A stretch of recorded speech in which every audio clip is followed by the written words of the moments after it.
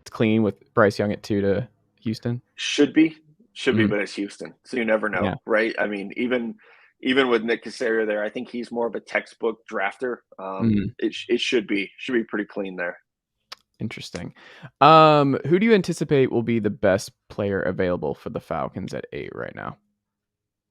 Oh man, I did a top 10 mock draft last week, and people got on me about it because I had them take Jaxon Smith-Njigba, the receiver from Ohio State. But it was truly like a best player available. And Kyle Pitts had that really good rookie year, and then did not do well in a sophomore campaign. And he's kind of a tight end, kind of a receiver. But in my thought process, and you don't get to say this in a screenshot of something that's thrown on TV, was if you're going to roll with Desmond Ridder and you already have a good offensive line and you already have a good running back, why wouldn't you do everything humanly possible to give Desmond Ridder a chance? And I think you can look at Cincinnati. You had 3 young wide receivers dominating. And I think in Atlanta, you could replicate that with Drake London, with JSN, with Kyle Pitts. You could have your core group of guys, all young, all on rookie contracts, or excuse me, first 5-year contracts, where you're inexpensive and you could be dominant. So best player available, I think for me, it will probably be, based on a big board, it would be Bijan Robinson or Jaxon Smith-Njigba.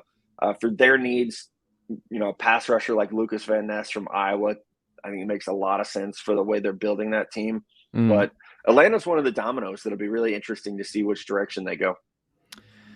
I wouldn't hate it. Like you said, I think when you just beef up, especially with Ridder, where so much is just relying on him because you're not taking the swing at Lamar. You've seen this around the board. Like, it didn't hurt Jalen Hurts to go out and trade a little bit early for an AJ Brown. Like, you signed Matt Collins, who I think should start right away. Like, Scotty Miller is on this team now. He might be a significant. Like, you just, with what they were rolling out last year with Lemon Zaccheaus and company, it was bad. And Kyle Pitts, you're just not certain if he's going to be healthy over the course of a full season. Drake London was awesome, maybe the best rookie receiver last year, and that's a positive sign if you're a Falcons fan like myself. You're like, okay, yeah, JSN feels like a reach, but also like that is also pretty awesome. And that man did not play much football this past year, so he should be ready to go. He's fresh, he's very fresh. Late round player you wouldn't be surprised pops in the NFL. Oh man, this is actually one of my favorite topics. I was talking to someone last night about Travis.